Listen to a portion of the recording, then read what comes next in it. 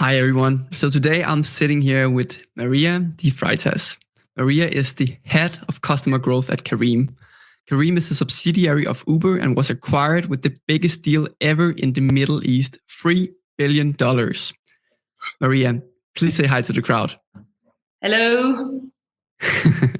Perfect. So today I'm honored to have Maria on the show. Maria and I, we have actually worked together back in Leo Innovation Lab here in Copenhagen, Denmark.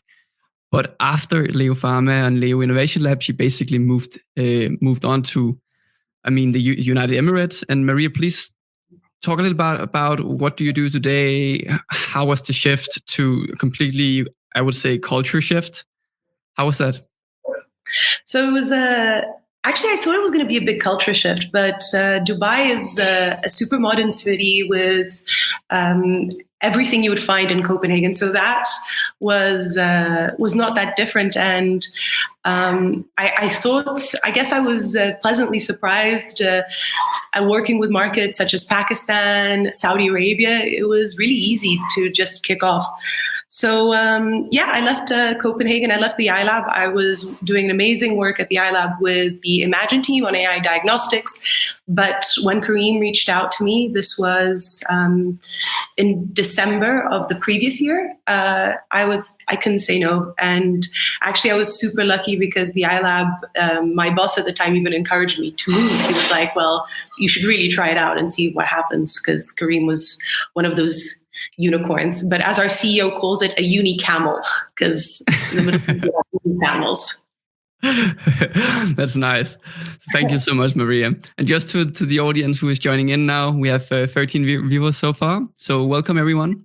Today I'm talking to Maria, as I just mentioned before, the head of growth at customer growth at Careem. So Maria, what does it mean to be head of customer growth at Careem? Please talk a little bit about that. Sometimes I don't even know what it means. What my job looks like, I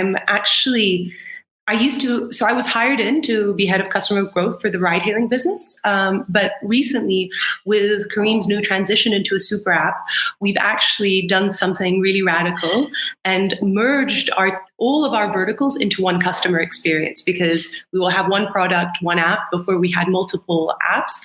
And so now I'm a part of a little leadership team where together we all take care of Careem customer. So technically now we are 4 heads of customer growth. But my vertical right now is all customer activation across all of the verticals. So food, payments, loyalty, and of course ride hailing as well. So Careem, having a job, any job you have, it just means you have to be super agile and flexible because it changes day by day. Cool. And when you say heading customer activation, what do you really mean here? Please take us through how would a normal work day look like for you? So we kick off the morning with our 9 a.m. scrum, and we work on a rotation basis. So we are 4 leads within customer, and there is a lead of digital, there's a lead of activation, engagement, and then tooling. And all these roles are swapped out on rotation. So right now I'm taking care of activation, but it could be that in 2 months I'm owning digital. The reason we do this way is so that you get fresh perspectives and you don't get stagnated also in your job. And activation is essentially it has 2 components to the role. It has everyone who comes in to get them to do the action that they came in for, and we've got certain rules that we need them to follow. And then it's also about putting them on an onboarding journey, which we call our graduation program. And we graduate them through various activation points. So did you engage with our food? Did you activate your loyalty points? So we really want to make sure that the first experience for the which we used to actually also call the honeymoon period, is as wonderful as possible. Cool. So what we really talk about here is that the activation period, this honeymoon phase that you are really focusing on, that the customers need to experience, is this kind of, you can say, this phase where you really want your customers to build a habit with experiencing the core value proposition. Really experience, like you can say, the aha moment. Some would call it the aha moment with your app. Exactly. So for us, a lot of businesses assume that your job is done at the first transaction, but actually your first transaction tells you nothing. It's a terrible metric because you don't know if you like something until you've tried it. So your sweet spot is actually at the second and even third or maybe even fourth transaction, because that tells you that customer tried your product, they really liked it, and they actually came back and did it again. So what we really make sure is we don't want customers just doing one transaction, because for us, that's a red flag. That means something went wrong. And businesses that measure their, cost per first whatever, that's actually a super dangerous metric because it blinds you to your actual experience. Yeah. So what we talk about here is that one transaction is not enough.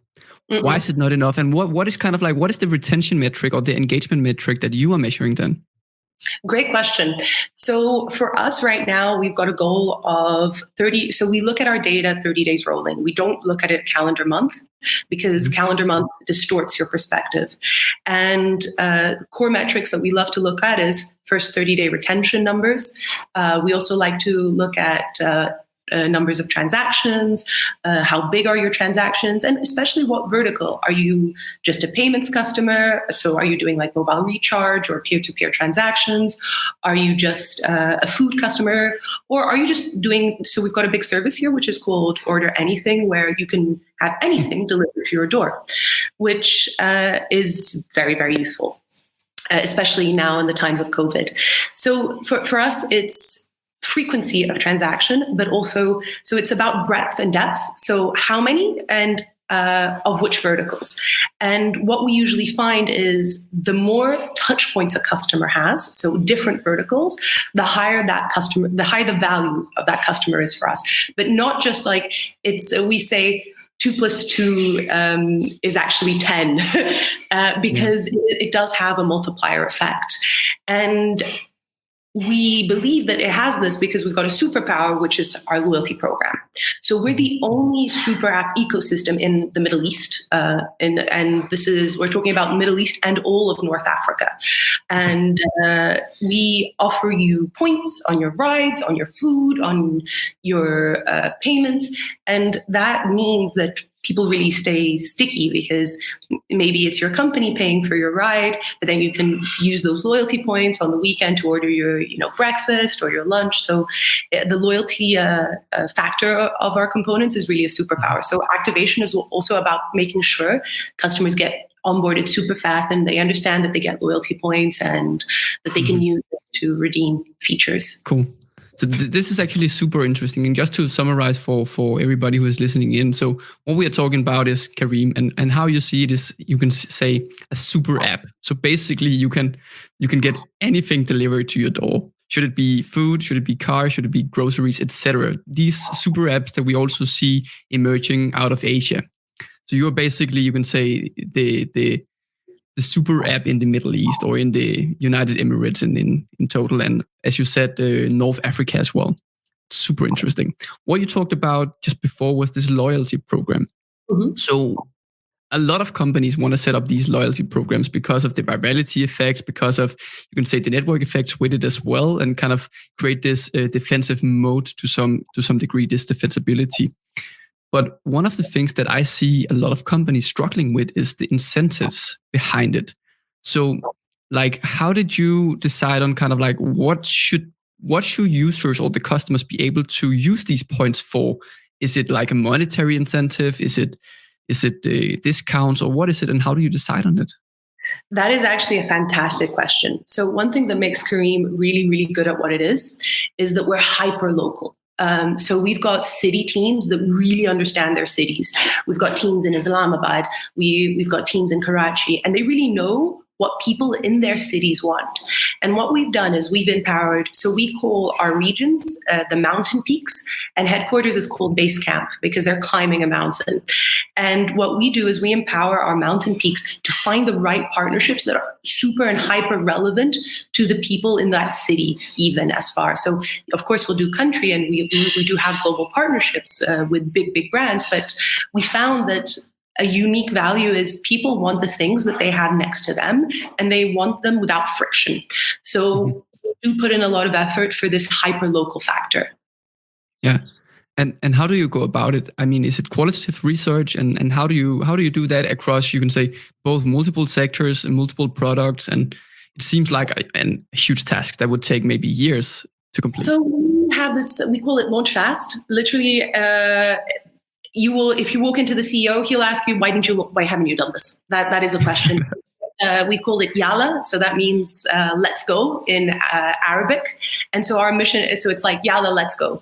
And everything we do, so for example, in the UAE, Just Mop is a big thing. It's a cleaning service. So they'll ask, hey, we want Just Mop vouchers. Okay, Yalla, what do we need to do to get that? Who do you know who's going to get you that door? So we do have a very much launch, and everyone will get on the phone, and it's a very true startup spirit. So that's how things get done really fast. That's cool. I remember back in Leo Innovation Lab, Maria, when we were together and kind of like working in not the same teams necessarily, but kind of in the same environment.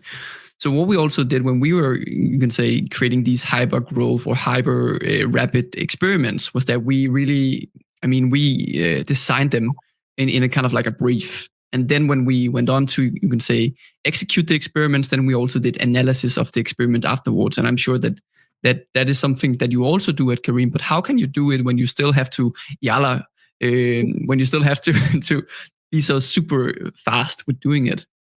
So we actually do it with a lot of machine learning. So we've got our growth teams are actually engineering based. Every single person at Careem writes script and code. Whether you're in marketing, you're literally writing queries and scripting your own data. And we build our ecosystem. So we've got a layered application, which allows us to set up experiments always with a control group. So if, for those of you who don't know, a control group is a small subset of your users or of your population that you don't send out any promotion or message or activity. And then that tells you what the uplift is on your actual campaign. So we have this theory, even if it's just communications, everything needs a control group, because otherwise we're just going to be sending out promotions and campaigns with no value. So we hyper segment, and yes, we've got some pretty big machine learning and data scientists just working on our what we call our growth engine. Nice. And you talked about this, that everybody needs to be able to do scripts and query.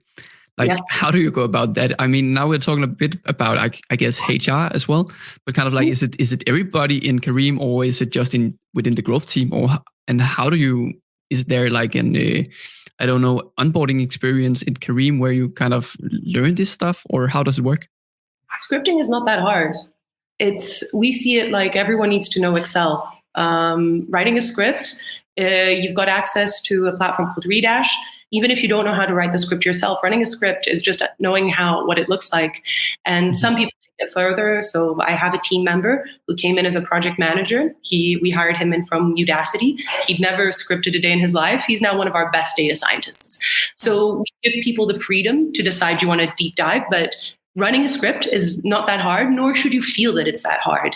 It's kind of like Excel is a common toolbox, but when you've got a base of millions of data points, mm-hmm. You cannot rely on this manually. And for those of you who are familiar with app ecosystems, data on apps is quite difficult to manage. So platforms like Google Analytics are sample data and not very reliable. So you need to be able to do transaction-based optimizations. And when you have industries with tight margins, you optimize on increments of 1 or 2%. So if your data has a discrepancy of 15, essentially the work you're doing is out the window. So that is why we have this.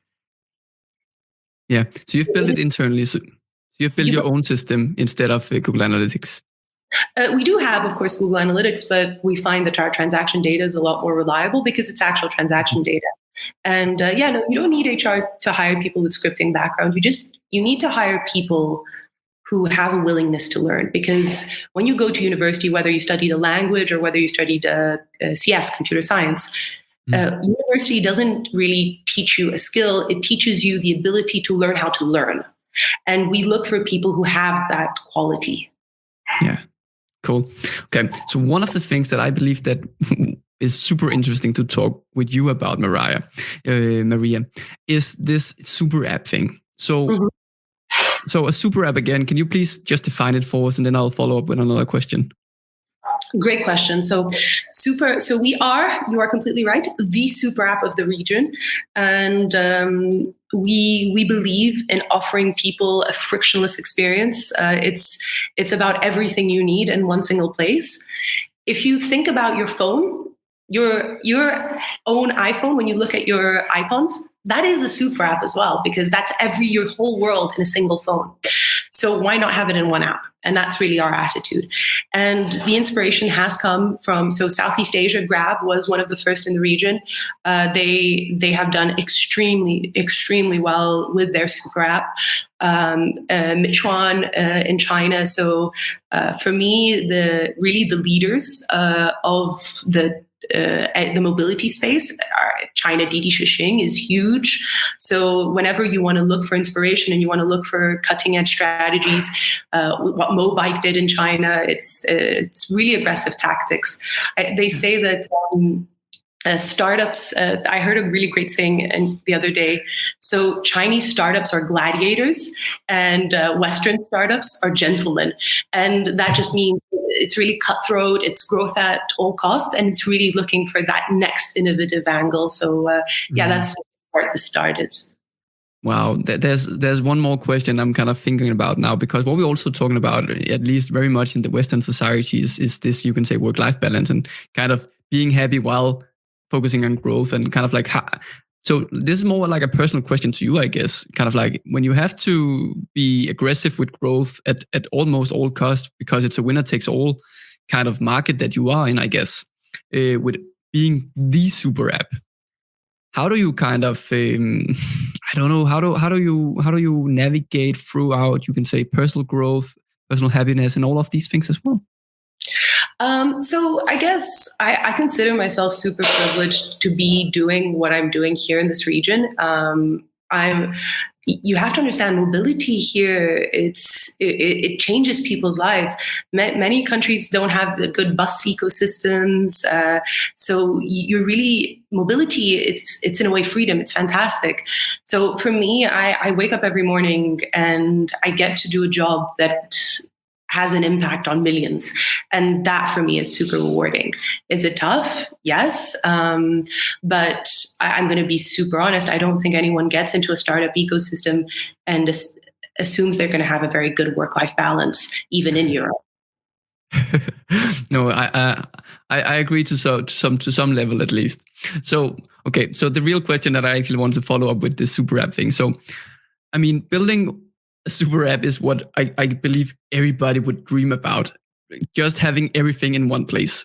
But that as a strategy is super difficult to execute, because you cannot be everything for everyone, at least not in the beginning. You have to kind of, you have to constrain your market as well to create a density within that market or within that particular audience group that you would like to focus on. So how do you execute a super app strategy? Do you start with, I guess, with just a ride hailing, or you can book a ride, or how do you kind of roll it out, and how do you do it in the right way, I guess?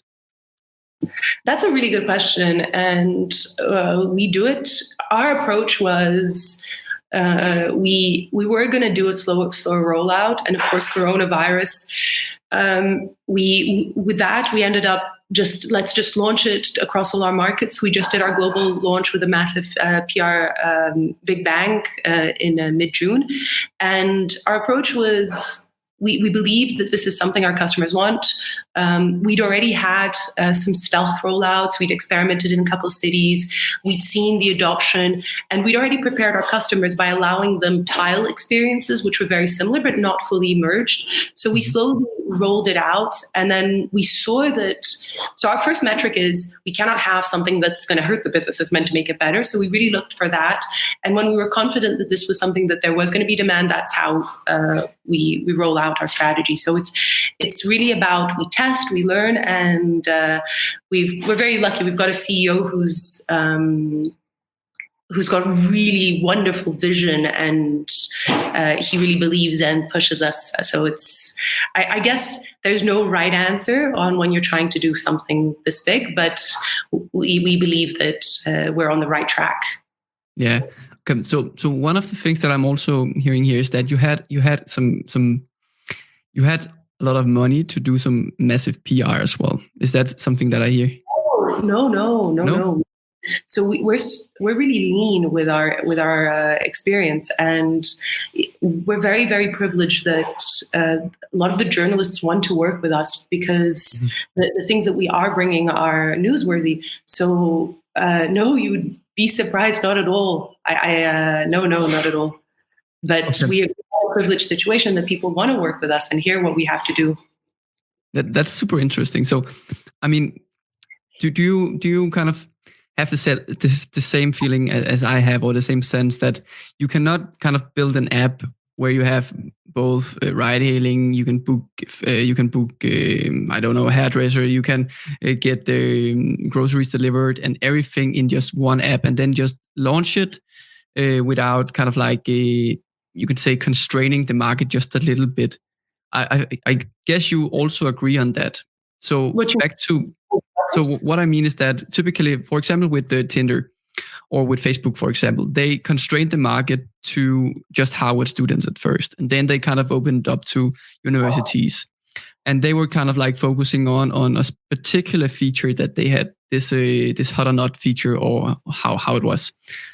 And what I'm talking about is that with Uber, for example, when they started, I believe that they only had this ride sharing or ride hailing feature, and they were only starting in San Francisco, I guess, or somewhere in the United States. And then they kind of got to a density of users in that particular market where they had like, you can call it a critical mass.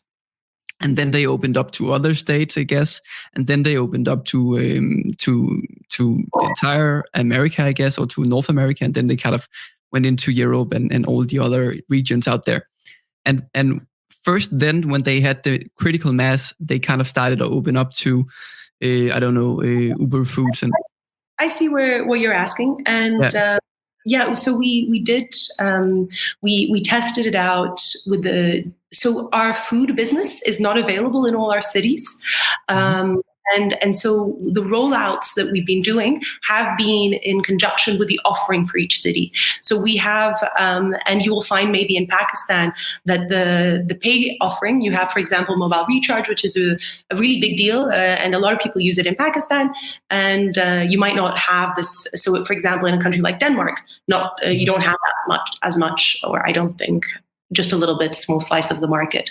So where we did our, this hyper segmentation is again focusing on what each city needed as a product, and then understanding it for that city. So it's definitely not a one size fits all, because that would go against our hyper local approach. So I guess that's our way of doing it. The green, to answer your question.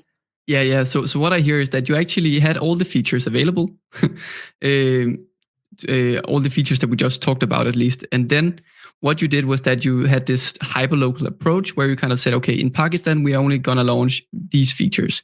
And I don't know, in Saudi Arabia, we're only going to launch these features. Correct. Is that what you, yeah. 100% correct. And the way we did it was we would talk to the city would say, okay, we want this. The market would say we want that.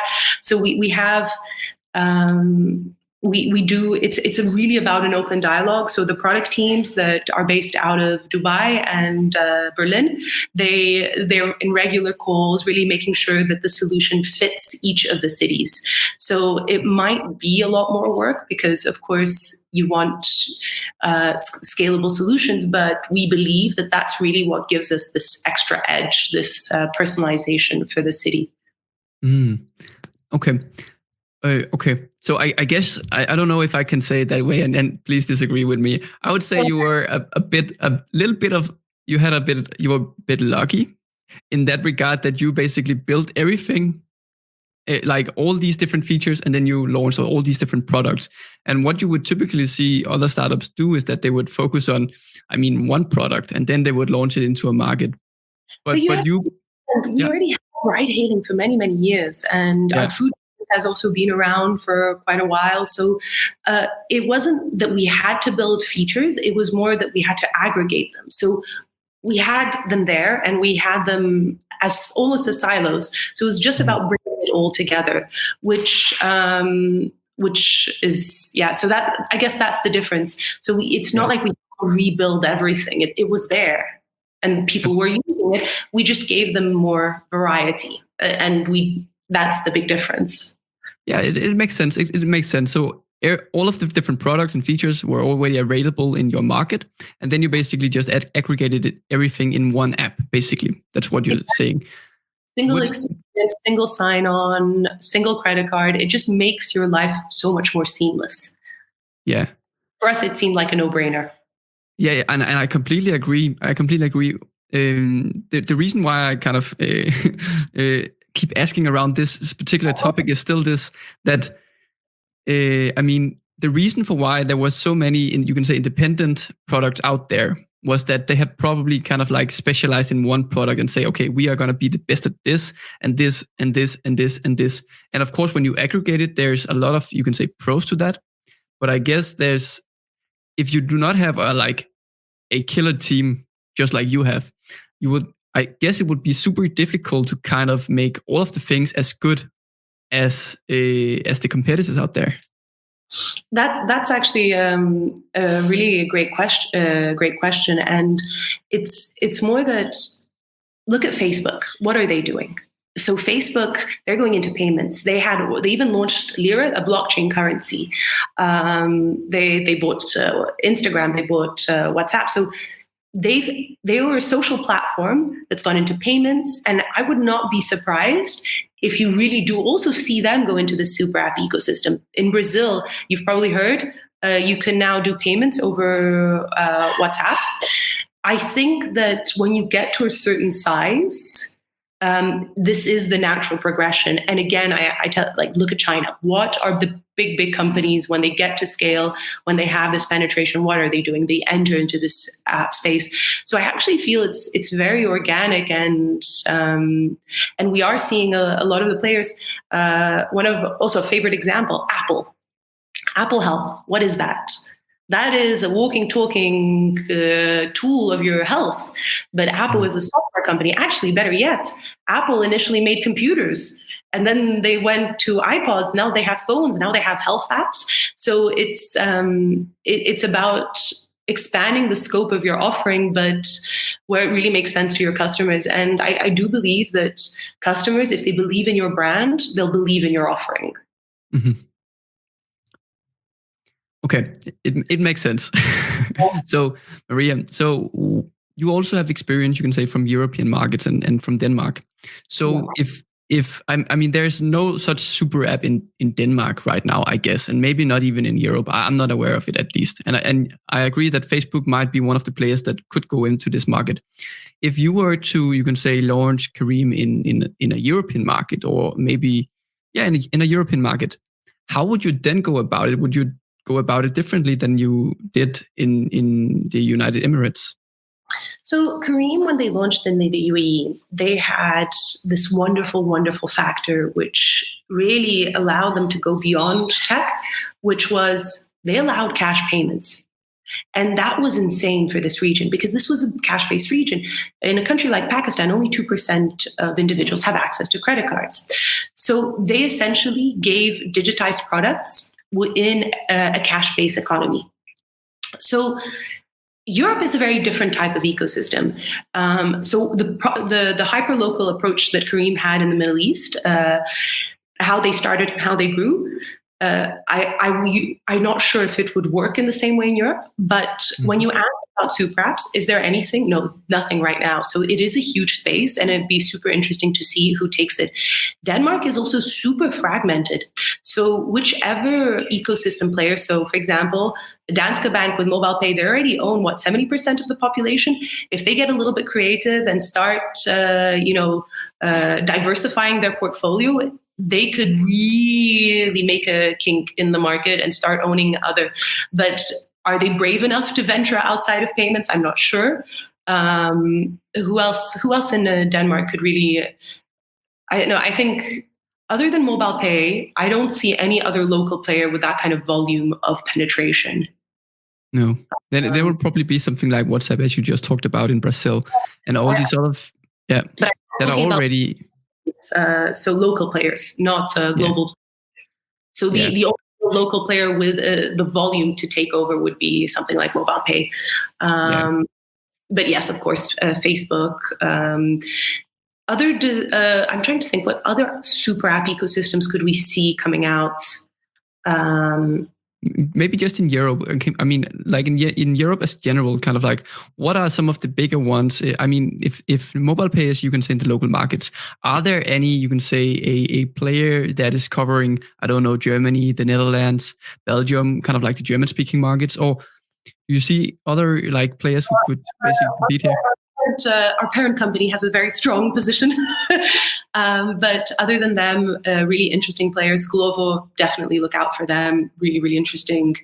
The mobility market is a tricky one, and it's the winner. It's going to be whoever wins on experience, because it's a super fast-paced game. So whoever offers the best, because it is a commoditized service. Let's face it.